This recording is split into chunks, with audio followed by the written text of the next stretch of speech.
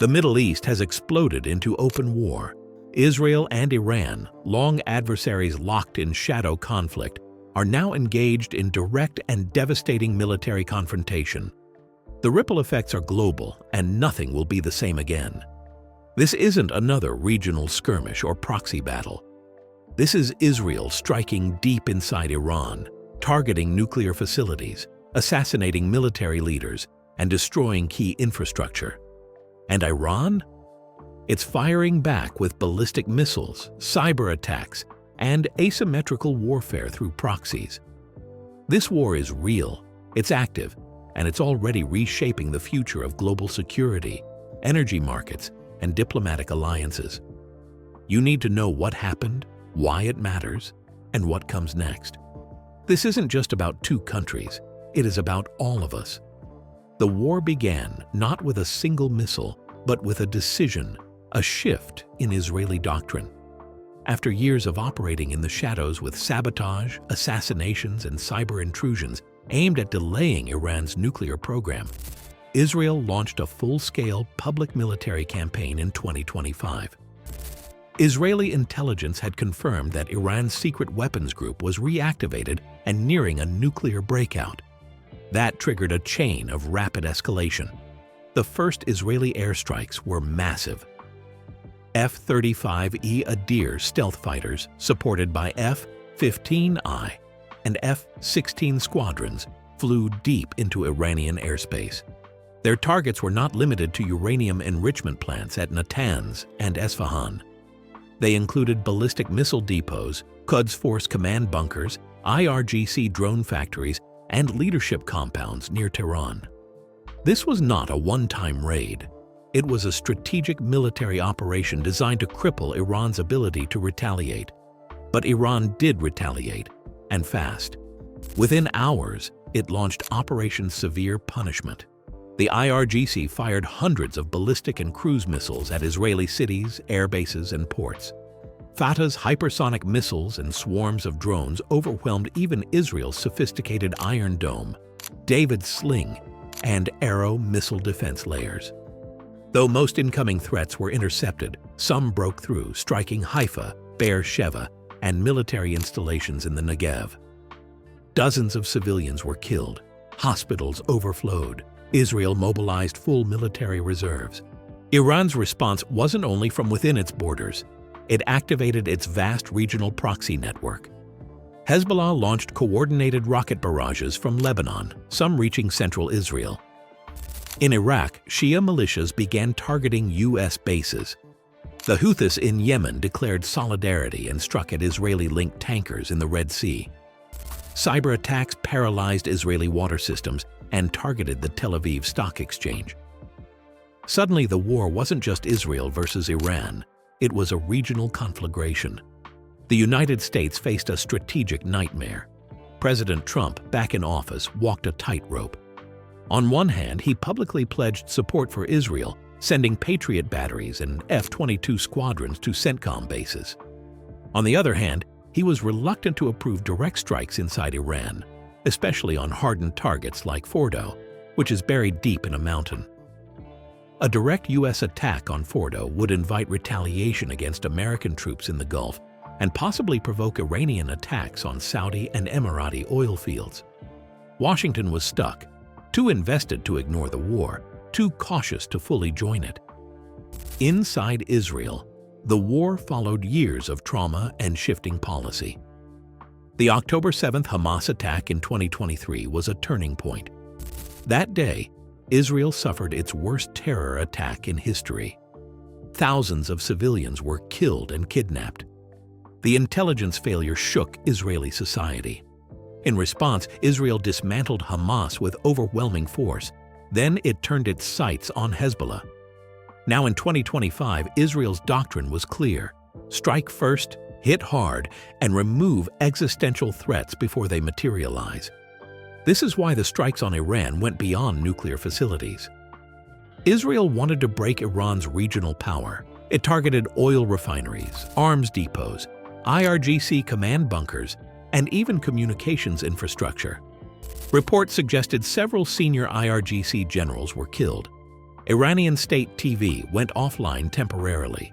Power outages swept through cities. Fuel queues stretched for miles. The Iranian rial collapsed against the dollar. Protests erupted in parts of Tehran and Shiraz, and yet the regime held. Supreme Leader Ayatollah Ali Khamenei appeared on national television, vowing revenge and refusing to negotiate. IRGC commanders promised a second wave of retaliation. Meanwhile, Iran accelerated its nuclear program, this time underground and with fewer international observers. The IAEA warned that Iran had kicked out several inspectors. Enrichment resumed at 60%. Satellite images showed construction around new underground bunkers near Qom. The fear? That Iran would now pursue nuclear weaponization, not just enrichment. The economic fallout was immediate. Oil prices soared past $120 per barrel as traders feared disruption in the Strait of Hormuz, a critical choke point for one-third of global oil. Global stock markets plunged. Airlines rerouted flights, avoiding Iranian, Iraqi, and Syrian airspace. Dubai's tourism collapsed overnight. The Saudi Tadawul Index dropped 15% in a week. Gold surged. Central banks halted interest rate cuts. Inflation forecasts spiked across Europe. In diplomatic circles, the war scrambled old alliances. China called for restraint but also moved warships closer to the Persian Gulf. Russia condemned Israeli aggression while simultaneously using the distraction to intensify its war in Ukraine. The UN convened an Emergency Security Council meeting, but no resolution passed. Instead, finger-pointing rendered diplomacy impotent. In Washington, the political divide widened. Some senators called for a full mutual defense pact with Israel, arguing that if Iran achieves nuclear capability, it will trigger a cascade of regional proliferation. Saudi Arabia, Egypt, and even Turkey could pursue nuclear weapons in response.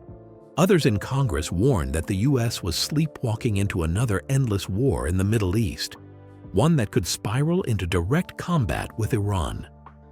On the ground, the human cost mounted. Satellite images revealed cratered landscapes across Iran. Natanz was reportedly leveled. Thousands of civilians fled Tehran after rumors of further Israeli airstrikes. In Israel, missile alerts sounded every hour. Schools closed. Emergency shelters filled. Civilian life came to a halt. And in Gaza and the West Bank, the war created a dangerous vacuum. With Hamas shattered, splinter groups rose. The Palestinian Authority lost control in some areas. The fear of a third intifada loomed. Regionally, Saudi Arabia, Jordan, the UAE, and Egypt scrambled for damage control. Their biggest concern wasn't ideology, it was instability. A prolonged Israel-Iran war would destabilize oil markets, disrupt pilgrimage tourism, and embolden extremists. Secret talks emerged between Gulf states and Israeli officials, aimed at de-escalation and containing Iranian proxies. Israel's military achievements were significant. Reports confirmed successful strikes on all of Iran's major nuclear sites and heavy damage to missile production infrastructure. Hezbollah was largely neutralized. IRGC cyber units were disrupted. Yet despite the tactical success, Iran's regime survived. And that raised a sobering question: had Israel won the battle but lost the war? Because the war has no clear end, Netanyahu bet everything on a doctrine of overwhelming force. But Iran is a nation of 87 million people. Its nuclear knowledge cannot be bombed out of existence. And the longer the war drags on, the more it drains Israel's economy, stretches its air defenses, and isolates it diplomatically.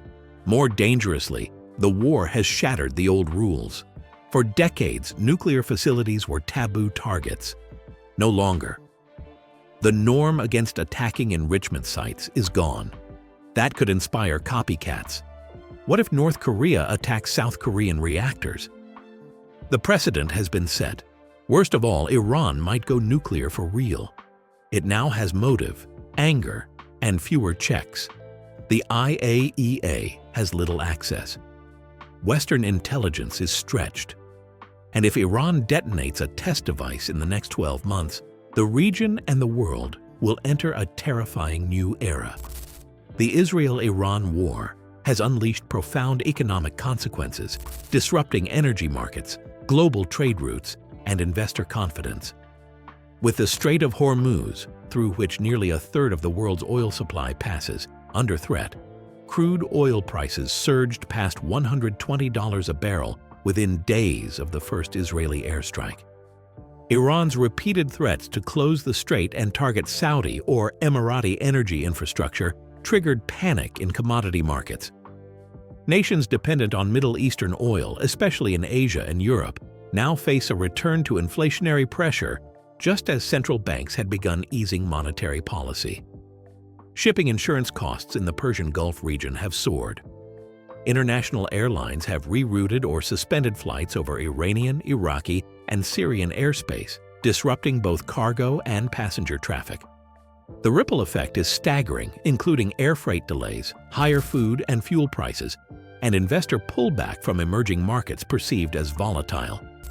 Stock markets around the globe have responded with volatility, while gold and other safe haven assets have climbed steeply. The war has also impacted global supply chains in ways not seen since the pandemic.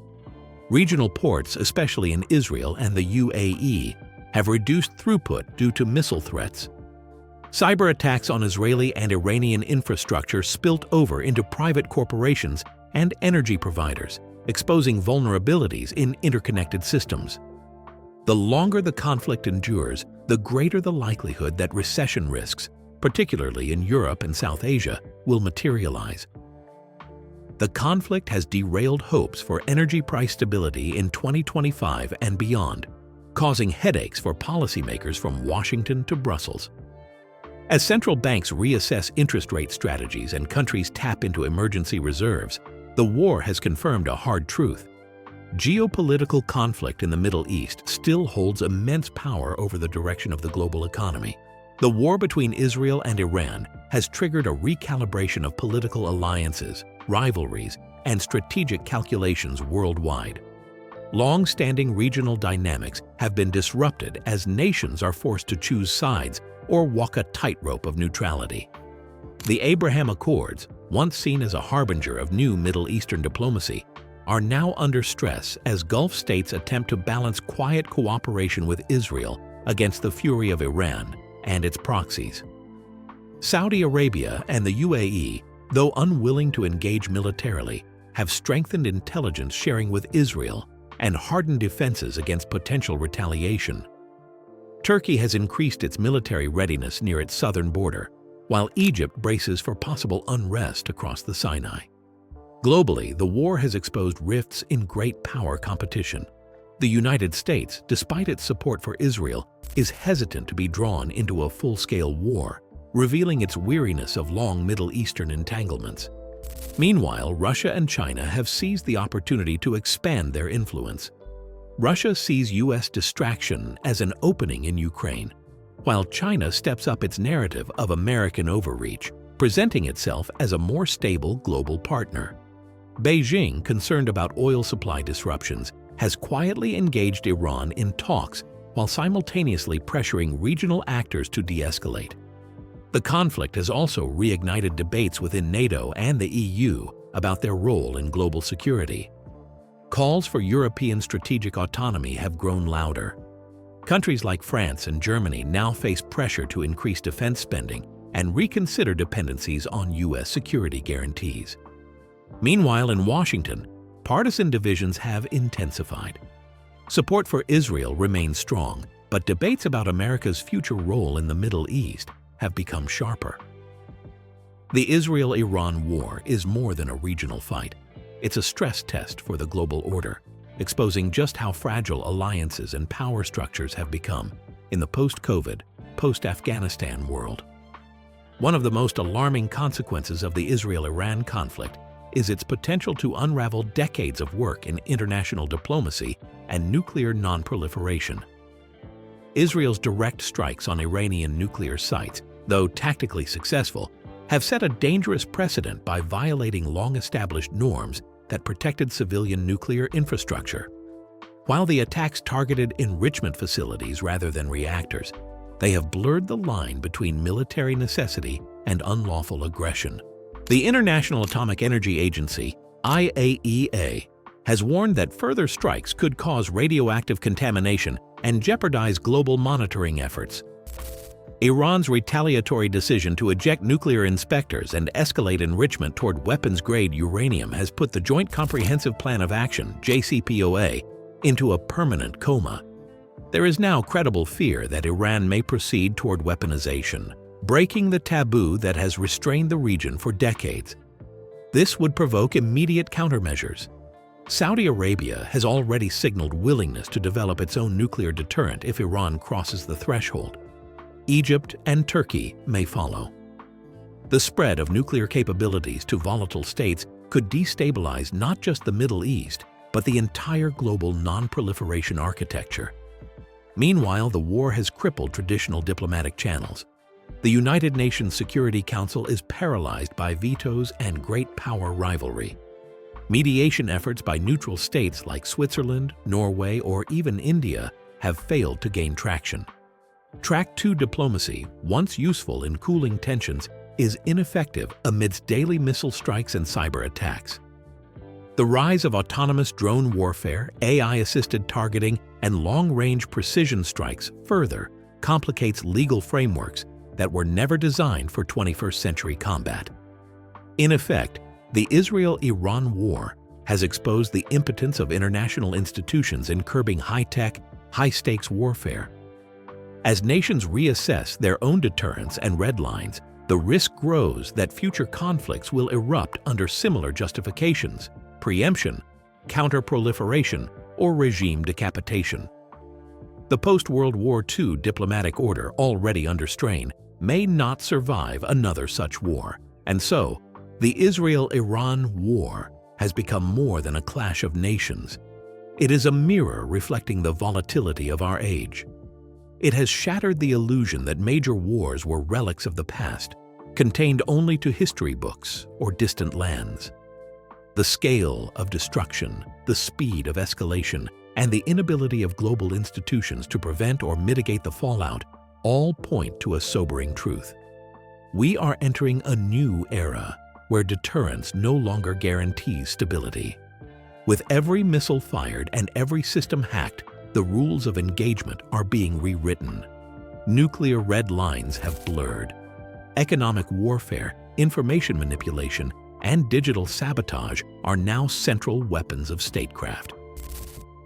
For average citizens, this war affects daily life, rising fuel prices, volatile stock markets, fear of wider conflict. For policymakers, it is a warning bell. Inaction, complacency, or miscalculation in such a landscape is no longer affordable. The world must now choose between doubling down on divisions or urgently rebuilding frameworks for dialogue, containment, and accountability. The Israel-Iran war changed everything because it reminded us how fragile peace really is and how quickly fire can spread when the world stops paying attention. This is not just a moment of crisis, it is a moment of reckoning.